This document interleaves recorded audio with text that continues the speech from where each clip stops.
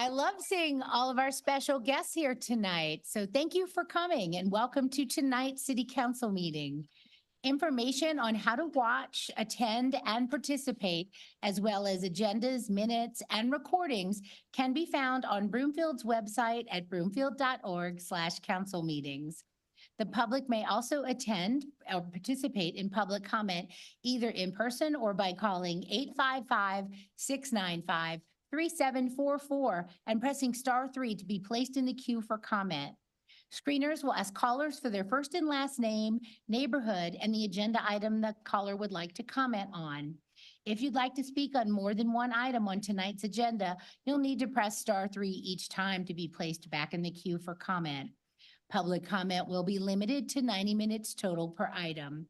The first 1 through 15 participants in the queue have 3 minutes to speak. The next 16 through 25 participants have 2 minutes. And if time remains, the next 26 plus participants have 1 minute to speak. For our hard of hearing residents present, we have wireless headsets in the back of the council chambers from our AV team. The City Council regular meeting is called to order. Councilmember Delgadillo is excused and Councilmember Leslie is attending remotely. A quorum of the council is present. So would our special guest, our Girl Scouts, love to stand and lead us in the Pledge of Allegiance?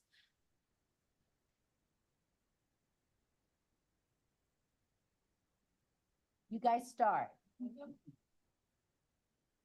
Pledge allegiance to the flag of the United States of America, to the republic for which it stands, one nation, under God, indivisible, with liberty and justice for all. Thank you very much.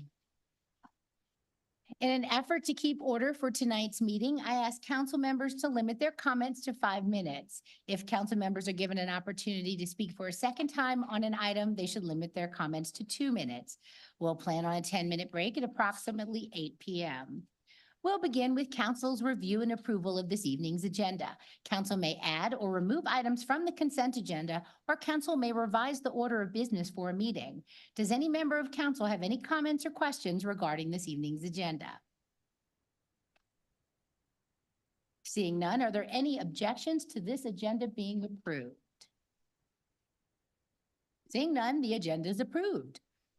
Our first item under petitions and communications is a proclamation declaring June 2024 as Aging Well Awareness Month in Broomfield. Will the staff here to accept the proclamation please come up to the podium and meet Mayor Pro Tem Schaaf.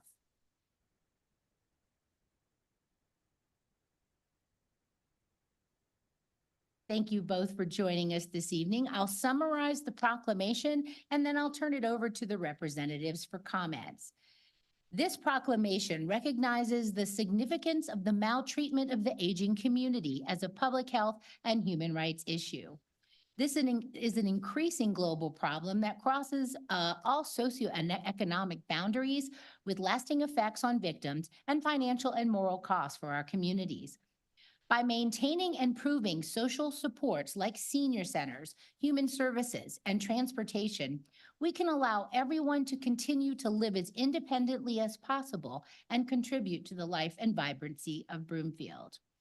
To recognize the importance of social connection, resilience, and other protective factors in our aging community, the City and County of Broomfield incorporates the recognition of Elder Abuse Awareness Day on June 15th into Aging Well Month in Broomfield, annually in June. The Child, Adult, and Family Services Division within the Broomfield Department of Human Services offers an adult protective services program to address maltreatment of our aging community and mitigate the risks of recurring maltreatment. This work would not be effective without our community partners, which include senior services, library, self-sufficiency, and the police department. The City and County of Broomfield values our aging community members and appreciates their contributions as leaders, mentors, volunteers, and important members of our community. We encourage all Broomfield community members to reach out to neighbors and friends to increase connectedness and decrease the isolation that raises the risk of maltreatment. Therefore, as mayor, I hereby declare and proclaim June 2024 as Aging Well Awareness Month in the city and county of Broomfield, and invite all residents to use the month of June to raise awareness to the importance of connection to increase resiliency and prevent adverse incomes for our aging community. Would our representatives like to make any comments? Hello, thank you very much, Mayor and Mayor Pro Tem and Mayor of the Councils. We really appreciate this proclamation for June of 2024 as Aging Well Awareness Month. My name is John Moran. I am Broomfield County Adult Protection Service caseworker. I'm joined by our Human Services Director, Dan Casey, and member of Senior Service, Nikki Kraus, as well. We really appreciate this opportunity to work for Broomfield City and County, engage with our community partners such as North Metro Fire, Emergency Services, Broomfield Police, Mental Health Partners, Senior Services, and our additional community partner members. We look forward to improving our relationships with our community providers and improving our impact within Broomfield community overall. We look forward to serving our members of the adult aging population, and we always ask our community and everyone involved, please let us know, look out, share a coffee with them, have a chat, help them out, and if we can help, please make us aware. We'd love to join you in the fight for aging and wellness overall. Thank you very much for this opportunity and this time. Thank you very much. Mr. Casey, Ms. Kraus, would you like to add anything? Thank you, Mayor. Mayor Pro Tem, members of council, Dan Casey, Director of Human Services. I will be very brief. I know that I've been on this podium a few times over the last couple of years, building our APS program, our Adult Protective Services program. In 2022, we added John as a 100% dedicated caseworker for our adult protection team. And then last year in 23, we added a supervisor that was dedicated. 50% of her time is solely dedicated to supervising the adult protection program. So we've increased our footprint within the community. I know that our aging population in Broomfield is something we're keeping an eye on because we want to keep up with that and make sure that, as John said, we're looking out for them, paying attention, and making sure that they're all doing well. So we'll stick by if you have any questions, but thank you. Thank you. Anything to add, Ms. Kraus? Just that it is truly an honor to serve our older adults in this community. And as it expands, we hear often from people in surrounding communities, just how much appreciation they have for what Broomfield offers. So just thank you for allowing us to be able to do that for our community. Thank you very much. We'll now move to public comment on this item. If anyone would like to speak on Aging Well Awareness Month, now is the time. We take public comment at every agenda item. I don't see anyone online. Well, then next we'll go to council. Does council have any questions or comments on this item? Seeing none, I am eternally grateful for the services that we provide our growing senior community and have benefited firsthand from just, going the extra mile for our aging seniors. So thank you all so much for what you do, and we appreciate you. Next, we have a proclamation declaring May 19th through 25th as Public Works Appreciation Week. Will the staff here to accept the proclamation please come and meet Mayor Pro Tem Schaaf at the podium? Where's our amazing Public Works staff? If your water comes out clean and your streets are in good repair and the snow is removed from your street, this hardworking team are the ones that we're thanking today, because it's the things you don't notice unless they don't happen correctly, right? Well, they do. So thank you for joining us this evening. Yay! I love the turnout. I'll summarize the proclamation and then I'll turn it over to our representatives for comments. This proclamation affirms that public works professionals focus on infrastructure, facilities, emergency management, and services that are of vital importance to a sustainable and resilient community, and public health, high quality of life, and the well-being of all of Broomfield. These services could not be provided without the dedicated efforts of public works professionals who are responsible for rebuilding, improving, and protecting our community's transportation, water supply, water treatment, solid waste systems, public buildings, and other structures and facilities essential for our residents. The efficiency and dedication of public works staff is essential to the success of a community and an integral part of our residents' everyday lives. Therefore, as mayor, I hereby declare and proclaim May 19th to May 25th, 2024 as Public Works Appreciation Week in the city and county of Broomfield. And as a whole, we value all of your qualifications and dedication to public works and contributions to our community. So I'll turn it over to you, Mr. Rudd. Thank you. Thank you, Mayor, Mayor Pro Tem, council members, Manager Hoffman. Ken Rutt, Director of Public Works, and it is truly an honor, and I'm humbled to be part of this outstanding team of professionals that truly have a heart of service, for the community of Broomfield, and do put 100% effort into what their responsibilities are to maintain and provide a safe and sustainable future for Broomfield.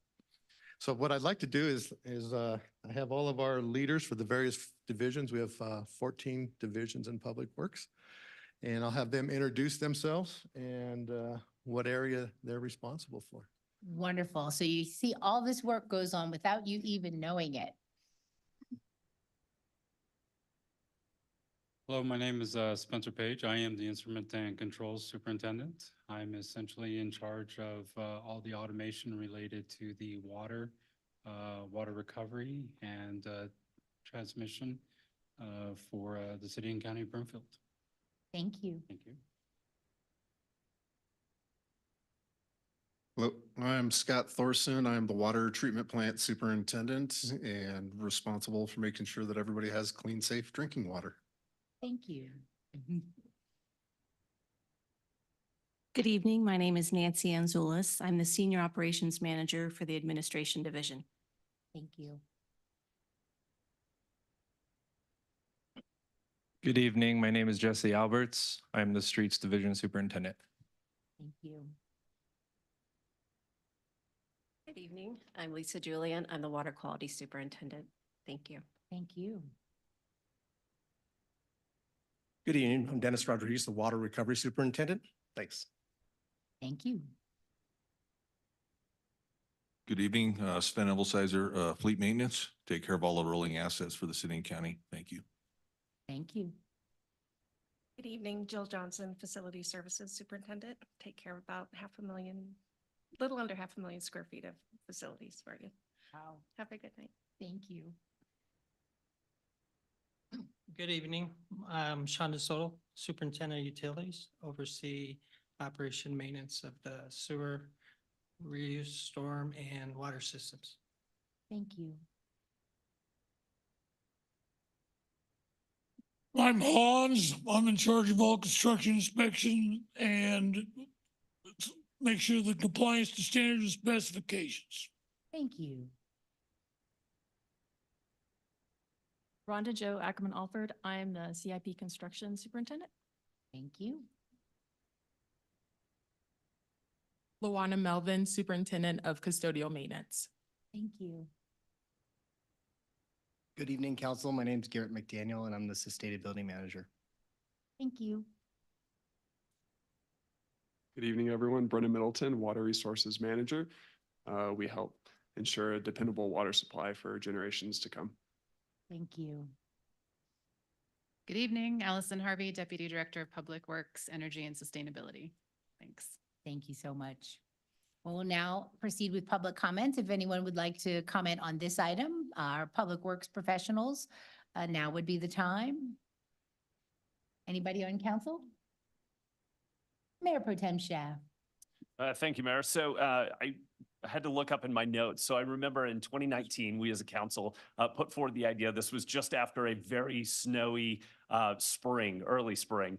So it was May of 2019. And I said, you know, we really ought to ensure that we recognize our public works staff, especially after the season that we've just had. So we started off with a Public Works Appreciation Day, and now we are at a whole week. So maybe, you know, not too long in the future, we'll have a Public Works Appreciation Month. I'm But- okay with that. But for now that we have just a week, we appreciate you all. We appreciate the major, role that you all play with the city and county of Broomfield. We're going to be in budget season before we know it, and the Public Works Department makes up a big chunk of that budget. And so we appreciate you all. We appreciate all the pieces that you do, and appreciate your staffs that are not here with us tonight that are ensuring that, our community continues to roll along each and every day. So thank you so much for all that you do.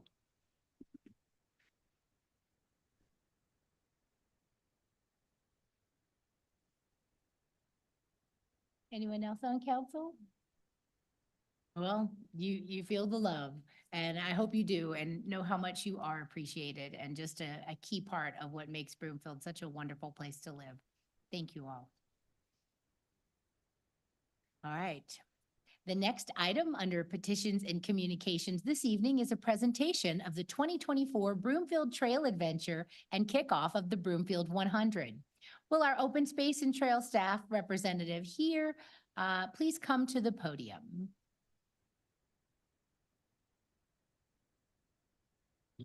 Y'all picked a good meeting to come to. It's a lot of really good information to figure out what we do. Hello, Mr. Dunleavy. Hello, good evening, Mayor Hoffman, the City Council. We're really happy to be here. I'm Pete Dunleavy, Open Space and Trails Manager, and I'm joined by Lexi Brewer, who's our Open Space and Trails Coordinator. And we're here tonight, and maybe I'll go to the next slide, to invite the council and the community to the 2024 Broomfield Trail Adventure and the Broomfield 100 Challenge, which goes through the summer months. This marks our 23rd Broomfield Trail Adventure on National Trails Day, and it will take place on Saturday, June 1st. This is, again, an annual event that always takes place on National Trails Day, and that's celebrated across the country. So this event is really our local celebration of National Trails Day. And part of the idea, we hold this at a different location every year, and the idea is to help the community learn about trail connections that they may not know about. And so this year's event will be hosted at Centennial Elementary School in the Westlake neighborhood. And we really want to express our appreciation to Centennial Elementary and Adams 12. They've been really cooperative and helpful in letting us host the event there. And it will feature trails through the Westlake neighborhood and greenbelts. I'll share a map in just a moment on that. This is an early morning event. We start at 8 o'clock. We're usually wrapped up by 10 o'clock. We know people are very busy on a Saturday in June. So we suggest arrival even at 7:30 just to get prepared. And the walk and the bike ride will begin at 8 o'clock. We have all kinds of educational displays there, tables, interpretive tables, prizes, music, and refreshments are part of the event. And we want to thank a lot of our other fellow CCOB departments that help make this happen: the police and public works, communications, GIS, library, public health, and recreation, parks. This year's event is is a bilingual event, and so we'll have resources both for the Trail Adventure and for the B100, Broomfield 100 in English and Spanish. And I think Lexi will touch on that just a little bit more. And go to the next slide. This is just a quick map of our primary walking route. So you can see we will start at Centennial Elementary School, and then we'll take the trail by Alex and Michael's Pond, which is quite scenic, and then through the Greenbelt up to Westlake Middle School, back to the west and through the Trails Park, which is also quite scenic and a lot of fun, just looping back to Centennial Elementary School. I think a lot of people don't necessarily know about these trails, and so again, that's the idea, is to get a little more exposure out there. I think with that, we'll go to the next slide, and I'll let Lexi's done a lot of work on the Broomfield 100 this year. I know you have passports at your stations there, and I'll let Lexi talk to you about that. Yeah. So as Pete mentioned, Broomfield Trail Adventure is the kickoff to our Broomfield 100 program. So this year is our very exciting 10th annual of doing this program. And as he mentioned, you all have the very exclusive first print of that passport.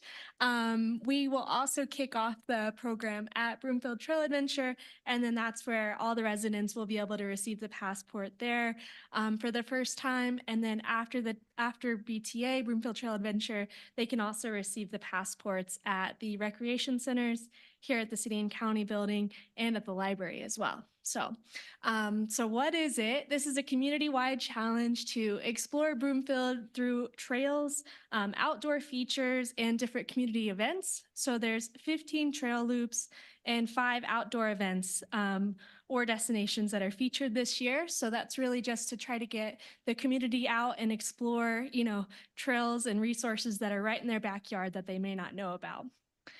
There's a couple of new features that we have this year that I wanted to highlight. And namely, these features come from and the update to these features come from our recently adopted open space park recreation and trails plan. So with the community engagement that we had throughout that, we had a lot of residents ask us about, how do I learn more about the trails? How do I learn more about open spaces? What are ways that I can explore this? Really just a hunger and a desire for more information. So we really love this program, and we wanted to think about ways that we can make it better and continue to expand that information and to get more information into residents' hands. So one of those is through continuing the printing of the passport, which you all see there, and then getting that out. We'll have that at all of our events that we have throughout the summer, continue to bring that to people. We also had a desire to try to break down language barriers. So there's an expansion this year in putting the passport in both English and Spanish. So we will have an online version of the passport available online in Spanish. And then we also, in terms of getting out more information, we have a new interactive map, which I'll talk about here in just a second. We will also have new ways to engage with us. So there's always been the hashtag, Broomfield 100, where people can take a picture out on the trail and engage with us on social media. But we will also have a check-in station. So that's one way to be a little bit more engaging. We have that at each one of the trailheads where you can scan a QR code. There's a landing page for each one of those, and people can go online and see the information about the trail that they're about to explore in both English and Spanish. On that check-in station as well is a form that users can fill out, and there'll be monthly drawings to win our grand prize this year, which are socks that are designed by myself. I call them Broomfield Trekker. So it's a cute little cyclist and then a person hiking along a Broomfield trail. So fill out the form that's on the trailhead there, and you can get entered to win a monthly prize or complete the challenge and meet us back at Broomfield Days. And this is the prize for everyone there too. So the trailhead has all the information about the trail in both English and Spanish, as I mentioned, and then that QR code directs you to the interactive map. So on the interactive map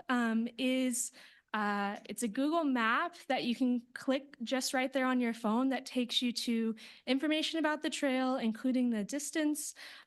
There's places to park if you want to know where to park, where the trailhead is. There shows you where the check-in station is as well. There's restrooms, knowing where restrooms are, which I find always to be very helpful.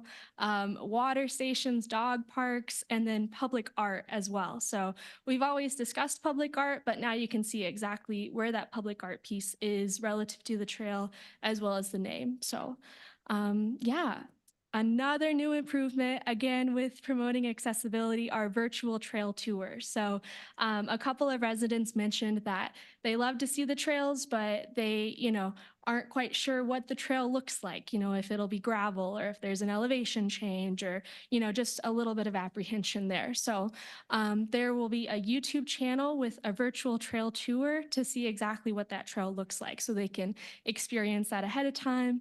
And all of our trails are ADA accessible, but there are some soft surface trails too. As I mentioned, that concludes at Broomfield Days. So we will be out there with the tent. It is not necessary to complete the entirety of the mileage of the trail. We do want to promote that. We just want to, encourage people to get outside and explore, see what's out there right in their backyard. So we will be there. Hope to see you. Hope you can complete it, and then we'll trade you a pair of socks for your passport. Thank you. Thanks, Lexi. And Nick, just one more slide here. And really just a reminder, again, the trail adventure is Saturday, June 1st, 8 o'clock at Centennial Elementary School. We hope you'll join us, and we'd be happy to take any questions from the council. Oh, wow, this is exciting. You've made so many enhancements. That's awesome. And that was from 2 years ago, because I remember the weather was not like last year. That's right. Yeah. So my question is Centennial letting you guys put the booths inside as a No, backup measure? We're really set up out front, but they are allowing us access to the school because the restrooms are right inside the doors. And so they're Perfect. allowing us to use those, which is great. So, I'm so yeah, but we'll be excited. right out in front and should be visible from Westlake Drive. Excellent. This is great. Well, would anyone like to comment on this fabulous news? We have someone, you can come up to the podium and tell us what you think. If you want, no pressure. Okay. I don't see anybody online. Does any member of council have any questions or comments? Press your button. And I have to remember the buttons. Anybody have a button? Do you want to speak, Councilmember Henkel? Okay, your button's pressed. Thank you. It took a little glitching. I just wanted to say how exciting this is. I don't know if it's just because it seems like it's just even more accessible than it has been in the past, because it has been fairly accessible in the past, and I love all the events that you guys put on about this. I think what really hits me is that, we have, we are the fastest growing county in the state, and you guys are well aware of that, I can tell. And in doing so, you guys are making it more inclusive for people to have language access. And then also, I think I have 2 teenagers. It's nice to get them outside. And I actually think using a lot of the online interactive tools to get kids outside, and I still call them kids, even though they're 19 and 6'2". I think it's really great to get them outside. In fact, my son went out on a bike ride with his girlfriend he's had for 2 years, and it was just really neat to see them use, the parks and the trails. And so I just want to thank you for involving all generations and then people who speak different languages too. Thank you. Thank you very much, Councilmember Henkel. Mayor Pro Tem Schaaf. Thank you, Mayor. So thanks for being here. Thanks for telling us about the Broomfield 100. I always say that, Memorial Day is like, my kid's favorite day of the year because it means no more school for a summer. But my favorite day of the year is Trails Kickoff Day because that means it's officially summer at that point. So, I thoroughly enjoy that you continue to provide this opportunity. And I now have extra motivation to complete my passport with a, exchange of a handy dandy sock. So I can't wait. So thanks again. Thank you, Councilmember Schaaf. I need those socks. They're going to be the hot item. I could tell. Anybody else on council have any questions or comments? Oh, well, thank you guys so much. I'm looking forward to it. And I can't wait to see those socks. Great. Thank you very much. Thanks, y'all. All right, next is public comment. Council member reports, right? Yeah. Council member reports. Does any member of the council have any reports or updates this evening? I'll wait. No? Well, today I was invited to the governor's mansion for the bill signing for the property tax bill that was passed during the legislature. I represented the Colorado Municipal League, cities and towns, as a member of the Property Tax Commission for the last several months, and we were able to get some property tax relief passed for folks this year, next year, and into the future. There's a lot more detail to it, but people will be getting an exemption off the top of their valuation to save tax save money this year. And next year, there'll be a cap of a 5.5% increase. So we won't see those dramatic spikes going up like we did last year. And also we made, and this makes me so proud, I really fought for our senior property tax exemption to make it more portable and less restrictive. So the current property tax exemption requires a person to be in their home for 10 years in order to see the benefit. Now we took that away. It's portable. If you move or if you haven't been in your home for 10 years, you still qualify for the senior property tax exemption. So that's really good news for our folks who want to stay in their homes and are finding it harder to do so. So that I'm really proud of, and I hope we all enjoy that in the coming years. So now moving on is general public comment. Mayor Pro Tem Chef, I'm sorry. Thank you. Thanks, Mayor, and thanks for your service on the Property Tax Commission. I know that was a big lift in many Fridays in a row. So thanks for doing that. I realized that I had two important updates. Earlier this month, the Rocky Mountain Metropolitan Airport Community Noise Roundtable voted to terminate the IGA and dissolve the organization. So that was something the council supported, and just wanted to make sure everybody was aware of that. The other thing is we had a great meeting just a couple, I guess it was last week, with the Rocky Flat Stewardship Council. As you know, we're going through a process of change with that organization. So we had our first meeting with our facilitator to discuss that, and we will continue that conversation on June 3rd. So looking forward to more updates after that meeting. Thanks, Mayor. Thank you very much, Mayor Pro Tem. Now we're moving on to public comment. So this is the opportunity for the public to comment on things that are not on our agenda. So if you have anything, a burning question, something you want to tell us about, now's the time. So if anyone would like to be heard, please come up to the podium, tell us your name and neighborhood, and limit your comments to 3 minutes, please. I'll even self-time this for you. And I don't have any socks. My name is Rex Hall-Bison. I'm a 26-year resident of Broomfield. I'm in Ward 4, and I'm in Northridge. And I'm coming to, at the suggestion of Councilmember Lori Anderson, to get unanimous support for a code change within the city of Broomfield to support wind turbines, residential wind turbines. Now, I brought this, it doesn't fit like socks, but this is the giant wind blade, okay? So it's not like my neighbor down the street's 40-foot ham radio tower. But what we're looking to do is help bring this technology available to Broomfield residents.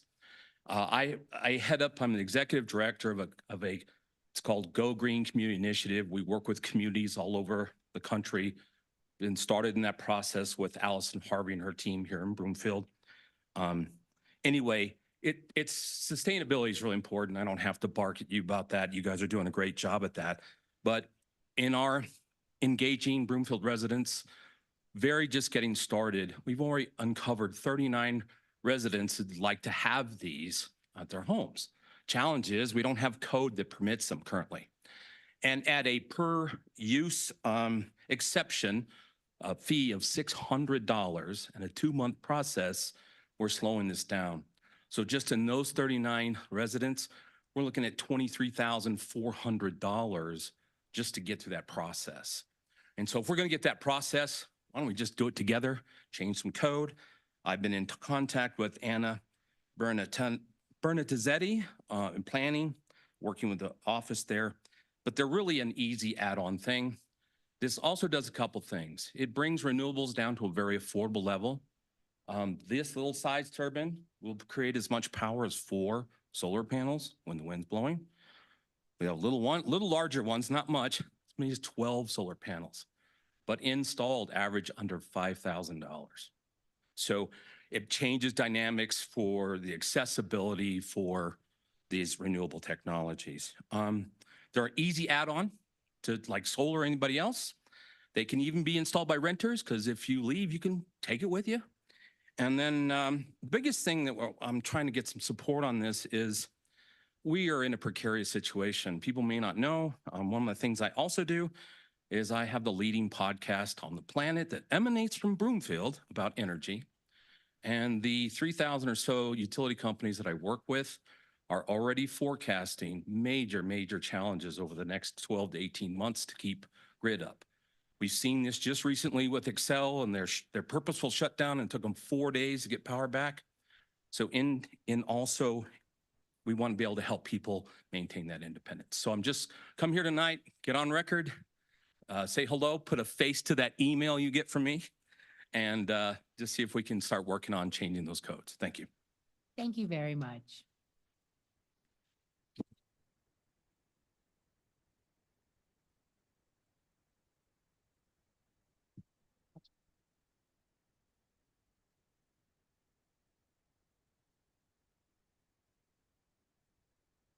Hello, we are Girl Scout Troop 66581.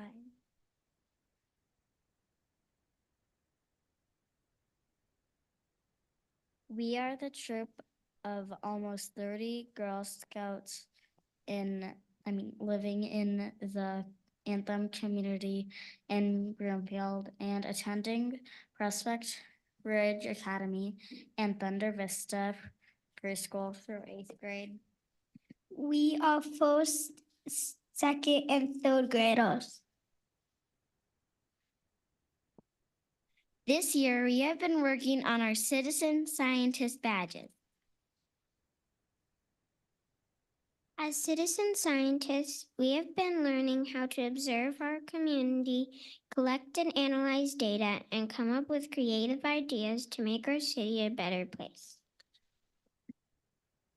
Our project is crosswalk safety. There are a lot of crosswalks we use to get to and from school.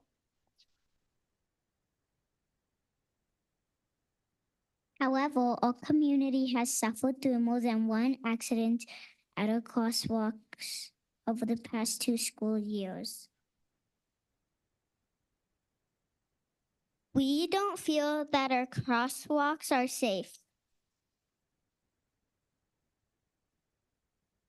We observed the westbound crosswalk on Pebble Creek Parkway with a speed monitor. We found that 70% of cars were speeding through the crosswalk but slowed down when the speed sign blinked. We also observed that the speed sign does not switch to school zone speed until 7:50, and school zone signs has zones listed from 7:35 to 8:10 a.m. Majority of students are crossing before 7:50. Additionally, only one of the 4 crosswalks near Thunder Vista has beeping signals. My sister, who is blind, would not be able to tell if it was safe to cross without beeping, even if the cars were to stop. Based on the data, we have some ideas to improve crosswalks safety in our community. We want to install more speed regulating signs before the crosswalks so that cars can be reminded of their speed. Install beeping signals at all crosswalks in Anthem so that people of all abilities can safely cross the road. Increase police presence before and after school to make sure the cars are slowing down in school zones and stopping at crosswalks. Increase the number of crossing guards to help students cross safely. Right now, there are only 2 at Thunder Vista. We hope that our projects makes a difference in our community. Thank you for letting us share our ideas. Thank you all so much.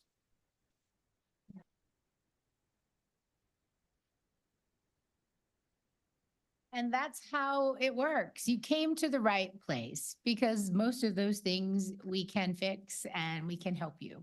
So thanks for letting us know. And I wrote down all the lists. So we will work on that. Thank you all so much for being here and being involved. I'll let you guys get back to what you do. Thank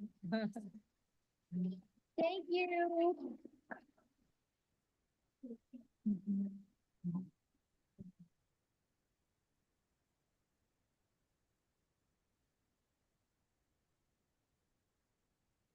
Good evening, Mayor Pro Tem Council, staff, Peter Kraus, Eagle Trace North. Boy, did I get a shock this week. I opened my house payment. My house payment went up by $500. Yep, that property tax increase, that $19 million grab stuck right into the pocketbook of a whole bunch of Broomfieldites like myself, and it was painful. And if I was rich, I suppose it wouldn't hurt as bad, but what it does to me is it causes me to pinch my personal budget. So when I want to go out to eat for dinner and go to a restaurant, I have to think real carefully about making those choices. It involves a lot of trade-offs. So while it seemed like it's no big deal to not change the mill levy when you had the opportunity, and to maybe share some of the burden and be a partner in what was going on, as opposed to just taking the whole one side of the thing and left the rest of us holding the bag.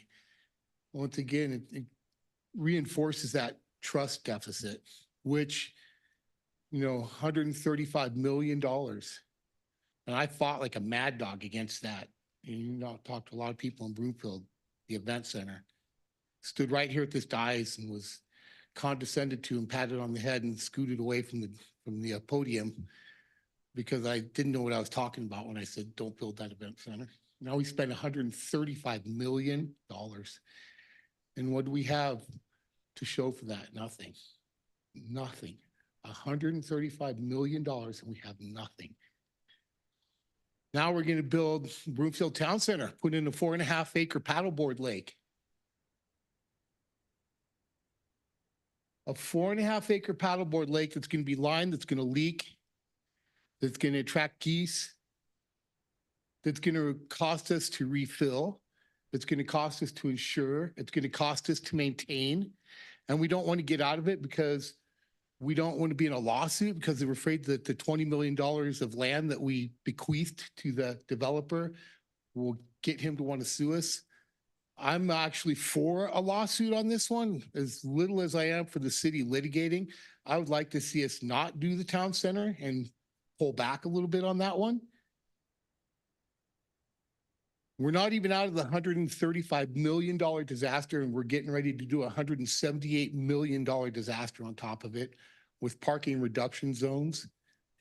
They're going to force people not to be able to even park in the new town center area because there won't be enough parking even for the residents. Something to think about. Thank you. Thank you. Anyone else? I don't see anyone online, so we'll move on. Next, under reports, Jacob Knudsen and Kate Taggart with Macerich are going to provide council with an update on the Flatiron Crossing development. Mr. Knudsen, and I don't know if Ms. Taggart is here, please come on up to the podium. Good evening, Mayor and Council. I think Kate may have ditched me tonight, but That's okay. that's okay. We got you. Well, thank you. Jacob Knudsen with Macerich, owner of Flatiron Crossing Mall. Happy to be here to give you an update. When Mr. Romine asked me a handful of months back to do this update, of course, I said yes. I also picked May because I'd hoped I'd be able to tell you that we're under construction. We are not, but we're close. To break the ice, because I couldn't tell you we're under construction, I was looking up jokes about development delays and that type of stuff, and I couldn't think of anything, couldn't come up with anything. So we're just going to jump right into it. Pretty rendering here. I think everyone has seen this. I put a couple great pictures up. We can bounce a couple slides here. One more, please. So just as a reminder where we've been, October 2021 is the first date that's on there. I mean, we've been working on this since 2017 and earlier. Many of you have probably met Scott Nelson, my boss. When I joined Macerich, he told me that if I wanted immediate satisfaction, mall development was not the place to be. And that has proved to be true here. But again, we are very, very close. Highlight here is in August 2023, we did get our civil construction documents approved. And so we are ready to roll. Let's go to the next slide and talk about where we're headed. We're literally at the goal line, and I'm happy to say that we really are. In the next couple of months here, we'll be finalizing our documents with staff, finalizing our site development plan, our site improvement agreement, our plat. These will all be recorded right before we start construction. Really what we've been working on, it's no secret. The market's tough right now. Interest rates and other factors really out of our control have caused a delay, and most of that is related to the residential project and things we've been working through. But we are at the goal line of finalizing our joint venture approvals. We will be groundbreaking this summer, and the vertical construction documents and site development plan will go back in this summer as well. So we're targeting a construction start of Q3 of 2024 this summer. We have about 6 months of horizontal infrastructure work to get the site in place for vertical construction. We'll start vertical construction Q1 of next year. I'm actually hoping for Q4, but Q1 is probably realistic at this point, and we'll grand open Q1 of 2027. Next slide. And did just want to give an update on the mall. I mean, a lot of what we've talked about over the years, really the impetus of doing this is to protect the golden goose, which is the mall asset. And we talked a lot about what this investment outside the mall will do for inside the mall. And here are just a few examples: Lululemon, DSW, Five Below, North Face, Candyland Kids, John Atencio. These are tenants that historically we've talked to that weren't interested in coming to Flatiron Crossing. And because of this development, because of our commitment to do this project, these are all deals that are in the works now. There are actually quite a few others that we're in negotiations with that I can't speak to yet, but soon we'll be able to discuss. Very exciting things come into the mall. As far as our village project specifically, we're at near final LOI with the key entertainment tenant that'll anchor the project, and multiple restaurants. Those announcements will all be forthcoming this summer as well. And then lastly, just to highlight, we have worked through with a third-party group through a branding and identity.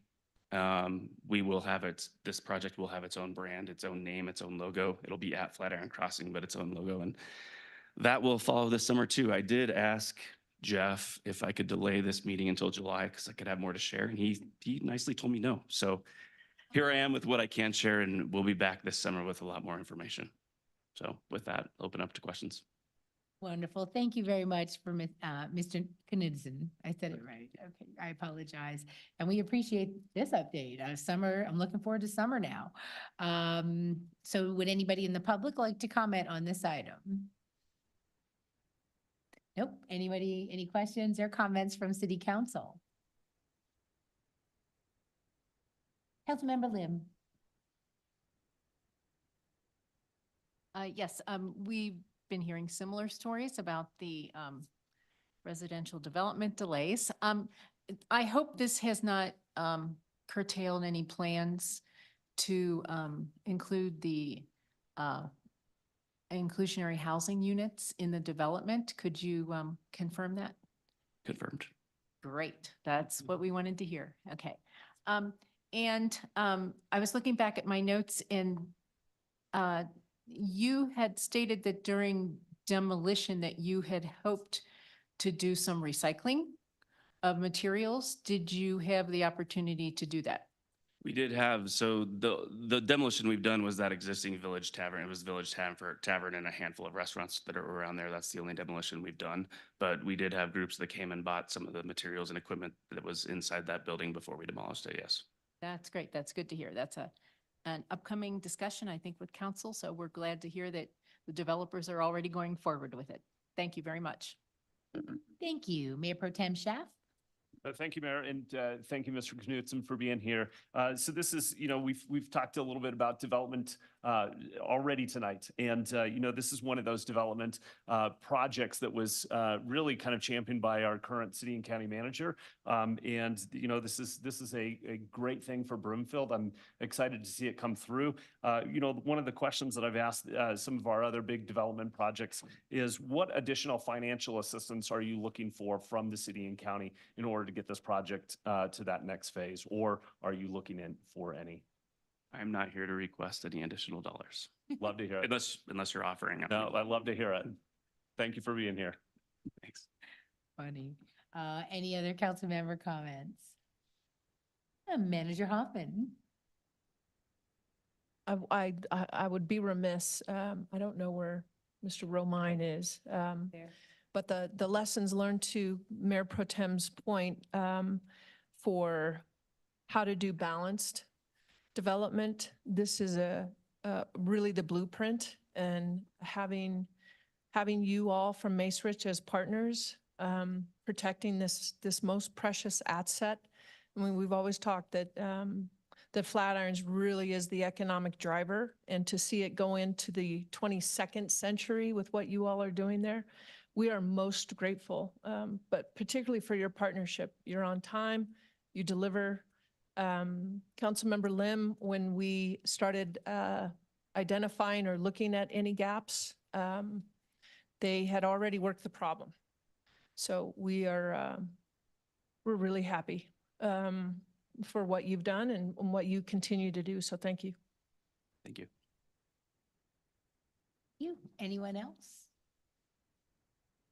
All right, well, we'll keep this short and sweet for you, Mr. Knudsen, and we look forward to when you come back with an update, and make sure we get invited to the groundbreaking. You will. Thank you. Thank you very much.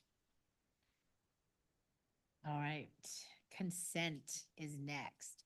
Council's consideration of the consent items are next. The clerk will read all of the consent items by title, and there'll be one opportunity for public comments and council questions and comments. Will the clerk please read agenda items 6A through 6E by title? 6A, approval of minutes from the April 23rd, 2024 regular council meeting and the April 30th, 2024 special meeting. 6B, resolution 2024-24, authorizing and approving an increase in the aggregate spend with the Interior Environments LLC. 6C, resolution number 2024-45, authorizing and approving a permit for the 2024 fireworks display on July 4th. 6D, resolution 2024-59, approving an intergovernmental agreement between the City and County of Broomfield and Left Hand Water District regarding water services and boundaries.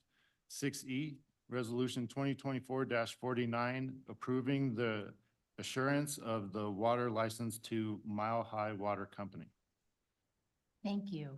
We'll now proceed with public comments on consent for these items. If anyone would like to be heard, please come up to the podium. Roxy Jula Lockamore. This is on 6D. There's supposed to be let me get it up.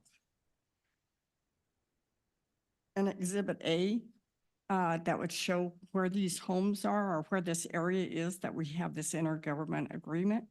And since it's not highlighted in the information that's given to the public, I can't access it. So I was wondering, is there some time I can get a copy of that, or at least get to see it, or set up an appointment or do something? Because it's not complete in my eyes. Thank you. Thank you. Is that item 6E? Delta. 6D. Delta. Okay, thank you. Is there a way that we can provide that, Ms. Hoffman? Yes. Okay, thank you. Hello, council and staff. Hey, I'm really happy about fireworks. I think those are a blast. And as a child growing up at Folsom Field in Boulder, that was the thing to do. Broomfield didn't have fireworks. I did see one of the communities is going to replace the fireworks with a drone display. I think over the long term, we might want to maybe look into, I don't know how expensive it is or if it's less expensive, but certainly the amount of smoke that comes off the fireworks would be a lot less, which is kind of nominal, but it's kind of an interesting thought. So just wanted to put that out there. I found that pretty fascinating. Thank you. Thank you. And for the public to know, we did explore the drone route, but it's actually more susceptible to wind and weather than actual old school fireworks. So those drone shows get canceled even quicker at the hint of bad weather. And that would be hugely disappointing. So we decided to stick with what we have. Anyone else? Okay.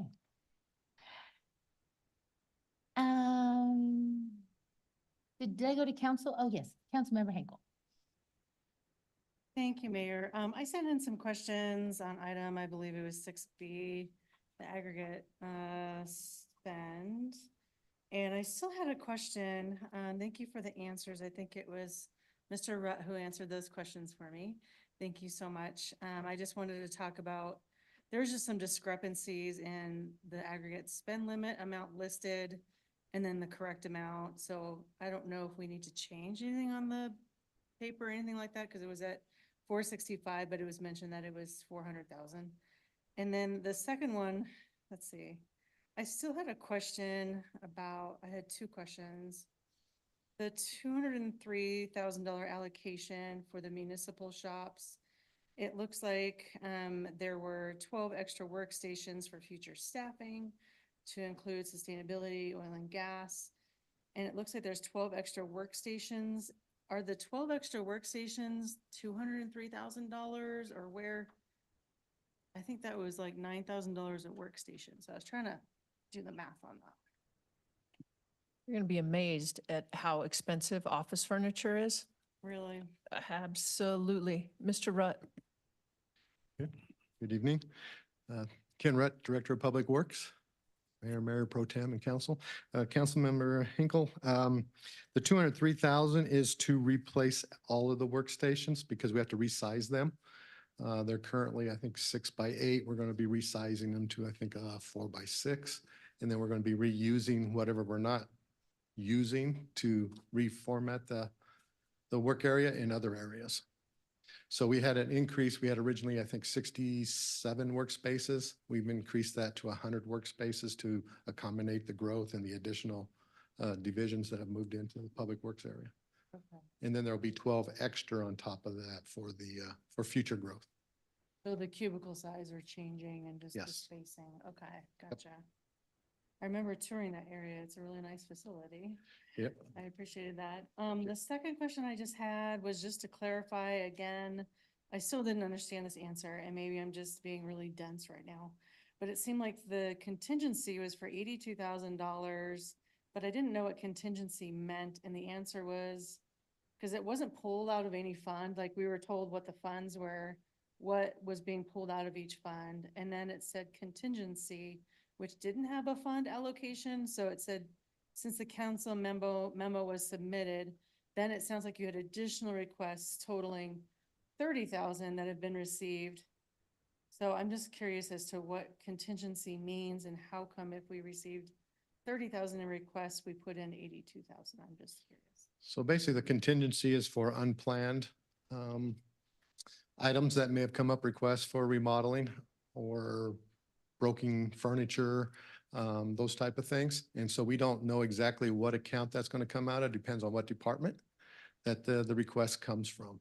So that's what the contingency is for. And since we put the memo in out of that $82,000, we've received a request that is about $30,000. So we've already, if approved, that contingency would be dropping because we've already have identified a $30,000 expense. Okay, so are we approving $82,000 then for future requests or just the 30,000 that was? The 82,000 for future requests, which would include that 30,000. And it has to come out of one of those funds that's already allocated, correct? Most of our furniture, that would be correct, would come out of one of those funds. Okay. All right, that's all I have right now. Thanks. Mayor, Councilmember Hinkle also had a question about our typo, and my apologies for that on the resolution. It is supposed to be $465,000 as indicated in the staff memo, and we would ask that should council approve the resolution that it would be at that 465, and we'll pick we'll fix that typo before the clerk publishes. Okay, thank you. Mayor, thank you for, Mr. Rutt, for answering my questions that I had regarding the bidding process. I have a little bit more questions on that. So I understand we have a set vendor that we use for these. Is that correct? Yes, that is correct. We've used that vendor in a couple of our new buildings and to standardize the equipment because when we do remodels and so forth, we could use that same furniture, whether say it was in human health, we can move it over to here to, and those type of things. So it's interchangeable by using the same vendor. That makes sense. And how often, I guess the question is, how often do we look at the vendors and get new pricing? And obviously, everything's going up right now, but how often do we go back to bid them? And We look at the cooperative bids every year. We use, through working with our procurement department and finance, we look at the various cooperative bids, whether it's City and County of Denver, State of Colorado. If we can find one that it fits within our scope, then we work through that. Otherwise, we'd go back out to bid. do you know how the prices compare from what we buy to say the retail stores like Office Depot and that type of thing? Are they significantly more expensive than what we pay for it, or is it comparable? I would have to get back to you. I don't know off the top of my head what that would look like. Okay. That's fine. Thanks.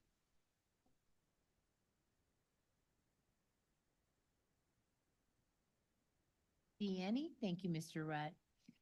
So before asking for a motion, I want to remind everyone that item 6D is an intergovernmental agreement which requires 2/3 approval of council. Is there a motion by council that the recommendations contained in the staff reports for the consent items be approved? Councilmember Ward. So moved. Thank you. Second, Councilmember Marshall. Second. Thank you. Is there any discussion? Mayor Pro Tem Shav. Yeah, just wanted to make sure, do we need to include as part of that motion, the editing to the one resolution? Ms. Rogers, I would appreciate that. Thank you, Mayor Pro Tem. would you like to restate the motion, Councilmember Ward? What should he say, Ms. Rogers? I move to approve the items on consent and with the modification on 6B to reflect that the amount being approved is $465,000. All right.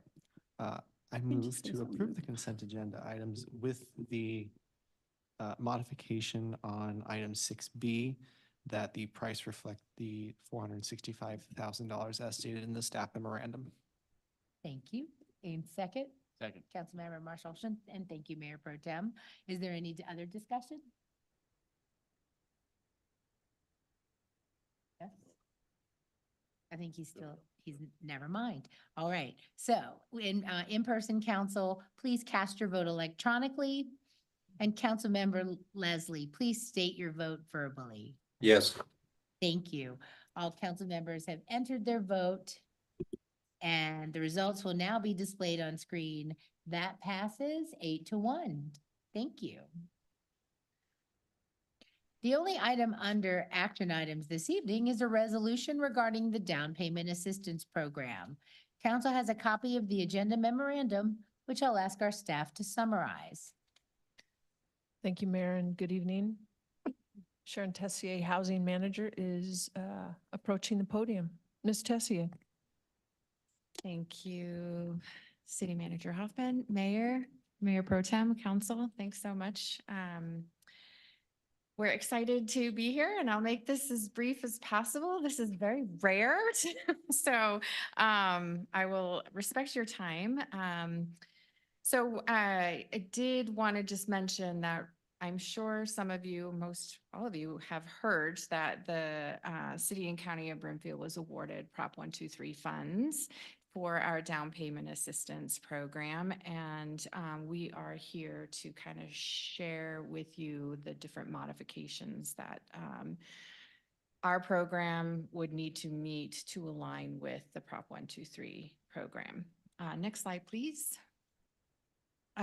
So before going into any details about the modifications, this is the program that we had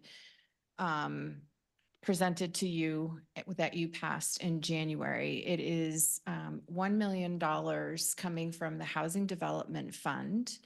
And the loan amount to the home buyer would be a 6% of the actual purchase price of the home at an interest rate of 2%, and would be due at the sale or transfer or loan maturity of the term.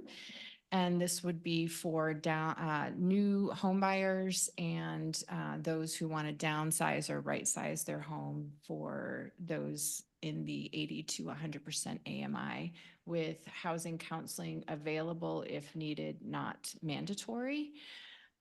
Next slide, please. This shows the timeline that the Housing Division has been working with. We preemptively applied for Prop 123 funds at the end of November, knowing that we were going to be bringing our own down payment assistance programs, but as a plan B, in case we didn't get these funds, we wanted to have our own program going. And in January, you have approved the program that I just went through. And in April is when I got the news, and it was great because the day of the meeting, the board wanted to hear our presentation, and they shared with me, one of the members shared with me that they actually took some of the guidelines from our down payment assistance program as food for thought for their own down payment assistance program for this program itself. So I felt pretty blessed that we were on the right track anyway. And then now we're here in front of you today looking at the different modifications. Next slide, please. So the gray area is the original program that you all approved in January. And with the Prop 123 program, there's about 9 different modifications that will happen. There could be more smaller ones, more minutia, but these were the main modifications. The fund would not be coming from the division of the Housing Development Fund. It would be coming from Prop 123 funds. The cost of the program would be $1.5 million for a 2-year program, where we would, in the old program, we would be spending $2 million of the Housing Development Fund. And so now we're only spending $75,000 to pay for the administrative costs for that program. The administrative costs still are 10% of the cost of the entire program. The loan amount to the home buyer would actually increase up to 10% of the purchase price instead of 6% of the purchase price. The interest rate would be 0 and instead of the 2%. However, one of another good thing about having a 0% or just not really even worrying about the 0 or 2% is that this money, even though it was granted to the city and county of Broomfield for home buyers, when the home buyers have matured or sell or transfer their home, this money does come back to the city and county of Broomfield's Housing Development Fund to use for future funding. It might not be for 30 years, but we're setting up the future fund for success. The loan is also, you can amortize, it will be due upon sale or transfer. It is for home buyers, new home buyers, specifically for those who have been underserved, including your BIPOC populations that have been redlined in the past or did not have equal access to home buying. And whereas our program was for both new home buyers and downsizing and right sizing. I had the opportunity to speak with the Division of Housing at the state, and they were clear that they wanted to keep it for new home buyers specifically because those who are downsizing or right sizing can sell their home and have assets and have the purchasing power to purchase a home that might be smaller and have that down payment for them. The AMI differences is that the Prop 123 goes up to 120% AMI. They did say that we could still prioritize our 80 to 100% AMI folks. But if we decided to expand it, we wouldn't have to come back to council or go back to Division of Housing if we just included it in today's presentation. And the housing counseling is required, not just available for home buyers. And just a quick note that these program modifications are required and not negotiable. So I can't take this and put it over there and whatnot. So yeah. Let's see, next slide, please. Sorry for the confusion on this slide earlier. What we really wanted to say was this program, if council approves, would in essence provide a $925,000 savings, if you will, in our housing development fund for each of the 2 years that the program is in place. Broomfield's out-of-pocket costs are $75,000 each year to administer the program. And the funds that we would administer the program would be broken into 12-month payments for CHAC, the Colorado Housing Assistance Corporation. We would provide them monthly payments. Broomfield is also expected to pay or cover the cost for the down payments to the home buyers, and then the Division of Housing will reimburse the housing division, which usually happens within 3 weeks of us submitting the proper paperwork and documentation. In previous programs run by the state, the municipalities or nonprofits that were receiving reimbursement from the state were typically we're providing quarterly reports. And so I'm expecting the same thing, but I'll know more when I speak to them. I have a meeting with them next week. And all of this to say is that the reason why I can't postpone, I was bringing all of this to you today is because we need full signatory authority from the mayor or mayor pro tem to say this program is a go, basically. And then that your signatory authority would allow the managers in the housing division to run the day-to-day signatures that need to for the business administration of the program.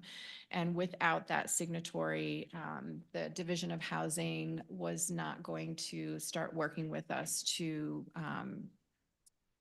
begin the contract. So it's basically, they want to know that Broomfield is bought in before they spend the time doing the contract. So it's a little backwards, but legal found a way to make it work for us. Next slide, please. This concludes our report, and these are the considerations for the resolution would be to approve the Broomfield Down Payment Assistance Program as modified, to approve and accept of the award from Prop 123 funds, to approve the amendment to the agreement with the Colorado Housing Assistance Corporation, and to get that full signatory authority. So I am here for questions. Thank you. Thank you very much, Ms. Tessier. We'll now proceed with public comment, starting with in person. If anyone would like to speak on this item, please come up to the podium. All right, we'll now proceed with questions from council. Any questions from City Council? Councilmember Marshall Olson. Thank you, Mayor. I am very excited to hear that we got the grant. This is really exciting. That gives us the ability to free up more funds to use for other housing things. And this is good job. Thank you. Very good job. Can I do my happy dance? Okay. I do have one question on some of the term, well, more than one question probably. The terms require us to give loans up to 10%, is that instead of 6%? Yes. And I guess the only thing I'm concerned about is doing the quick math on like a $600,000 home. With the 750,000 up to 10%, we can only give out roughly 12 loans. $1 million at 6%, we could have given out 28 loans. So I guess my concern is, do you anticipate there going to be a greater need than we'll have the funds for from this? I think this would be a really great starting point to determine if and when we want to continue this program to either increase the funding capacity, but having the funds as a test run. This is a great opportunity to find out what's out there and who's looking for these homes. Yeah. Okay, and then my follow-up, I guess, then is if we have more demand than what we have revenue for this year, can we add our own money to it next year on top of the 750, or is it capped at the 750? I believe if we wanted to add our own money, we certainly could. It just would no longer, we could follow the same guidelines as the Prop 123 down payment assistance program, but it would essentially be our program at that point. And it would take a lot. CHAC would still be administering the program. So there'd be a few minor tweaks here and there, but nothing we couldn't overcome. Would that cause significant amount of extra staff time to administer? At this point, I don't believe it would. We just need to make sure that we have the funds available in the Housing Development Fund to increase that if council decided. Okay, thank you. That's all, Mayor. All right, thank you. Councilmember Cohen. Thank you, Mayor. Say ditto. Congratulations. That's great news. And to follow up on Councilmember Marshall Olson's math works, I just was curious, with 10% down or 10% of purchase price, but that's really 60,000 probably for the typical home anymore. Do people in that AMI would still have to come up with some of their own money to purchase these homes, correct? Because they're asking for 20%, right? Roughly. Yeah, the requirement from out of pocket for the home buyer would be a minimum of $1,000 with the Prop 123 funds. Yeah, and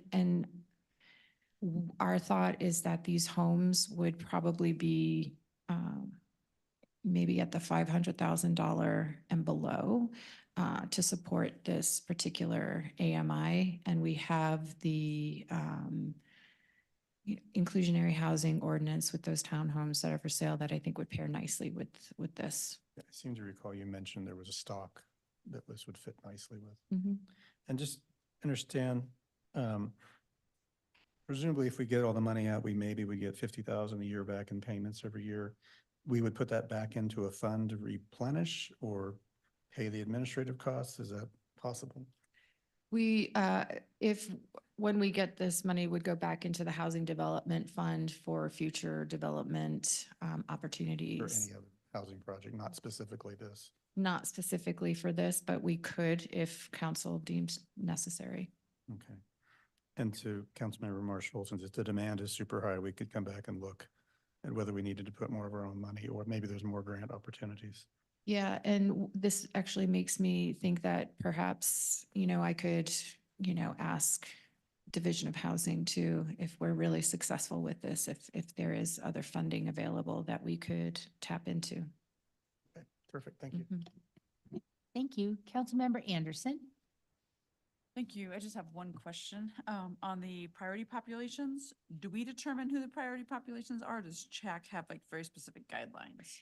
It would be the Division of Housing that has they don't have very specific guidelines. It's basically our populations that have been marginalized in the past. typically those who are in the BIPOC community, those would be prioritized. And then we could certainly add some preferences, but due to fair housing, we can't necessarily say we're going to prioritize Broomfield residents exclusively who live and work here, but we can certainly, if there's a large enough pool, we can certainly market as well to in the areas of Broomfield to make sure that Broomfield residents are hearing about this program, which I think has been proven successful with the last mailings that we did with the partial property tax refund program, which boosted a lot of the Broomfield residents calling in. So I think there's ways to appropriately dance with the guidelines around fair housing. Okay, thank you. In my mind that it was with the focus on Broomfield residents. Thank you. You're welcome. Well said. Councilmember Nguyen. Thank you, Mayor. And again, thank you so much for the presentation. And I'm really excited that we are near the finish line for this. Very pleased to see that a lot of the proposals stayed the same. So that's very good. I guess after this resolution, this program will be available this year. Or what would the timeline be? That is like, my hope is like June 1st, but it's probably going to be more maybe mid-June. They said typically after a municipality is awarded, it could take up to 120 days.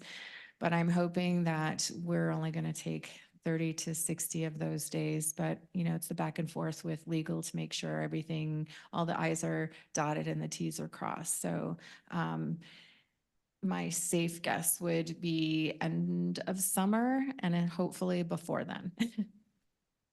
Big goals, big dreams. I really appreciate your work for this. So thanks so much again, and let's get it done. So thank you.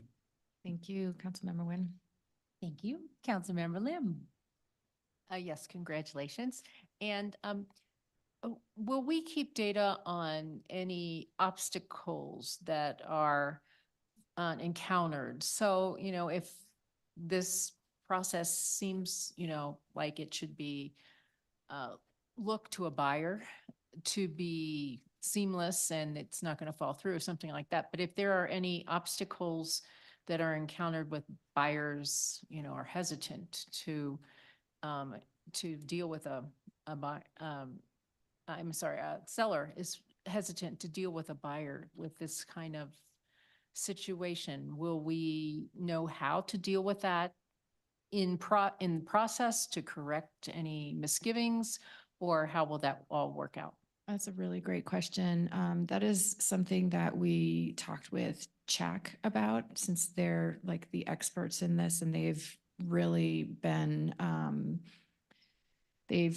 through it all. And so I believe that if there are any issues, the relationship that Broomfield has established with CHAC, we'd be able to document what those were and how to remedy them, and then also get the Division of Housing on board with any issues. I know in the past when they were first doing the whole rental assistance, when COVID hit, they were very amenable to changes that were unforeseen, and they would accommodate those types of issues as long as it could be remedied and it was within their legal rights to do so. So yes, we will absolutely be documenting and determining how to move forward with better ease and grace. Okay, great. Thank you. Thank you. Thank you. Is there any other council member questions or comments? Congratulations. I think this is some of the first Prop 1, 2, 3 funding that's come through. So good on us. All right. So no more questions. Next is council's consideration of the proposed resolution. Will the clerk please read proposed resolution number 2024-60 by title? 7A, approving the Proposition 123 Down Payment Assistance Program grant, making modifications to the program and approving an amendment to the Colorado Housing Assistance Corporation Agreement. Thank you. Is there a motion? Councilmember Ward. I'm move that the resolution be adopted. Thank you. Second, Councilmember Nguyen. Seconded. Thank you. Is there any discussion? Mayor Pro Tem Shah. Thank you, Mayor, and congratulations to staff on a very successful grant application. You know, I really appreciate staff's insistence on creating programs with fidelity and stability. Broomfield created this program without reliance on any grant funding. This is so important as we continue into the future, especially as we see jurisdictions around us that are signaling financial and budget issues. Because their over-reliance on grant-funded programs, and especially because they've created programs based on one-time funding sources. And so I think it's so important that as we continue into the future, that we continue this model of really creating stable programs and, really ensure that these are well thought through programs and that we have funding in-house to move forward with them before we start to, pitch these ideas out to granting organizations. And to go along with that, I hope that we create data gathering systems and reporting mechanisms, metrics and measurements to ensure that this program that is being utilized by the community benefits Broomfield residents and businesses and leads to conversations about the future of the program after these next 2 years. So I hope that we are able to gather, put that system in place for what we want to find out about this program, and that we create those systems so that we can gather that information as we go through these next 2 years. So congratulations again. All right. Any other council member discussion? Last call. All right. Then we're going to vote. In-person council, please cast your vote electronically. Councilmember Leslie, please state your vote verbally. Yes. Thank you. All council members have entered their vote. And the results will be displayed on screen. That passes unanimously 9-0. Thank you all very much. Thank you so much. Well, there are no requests for future action this evening. Is there any other business to come before the council?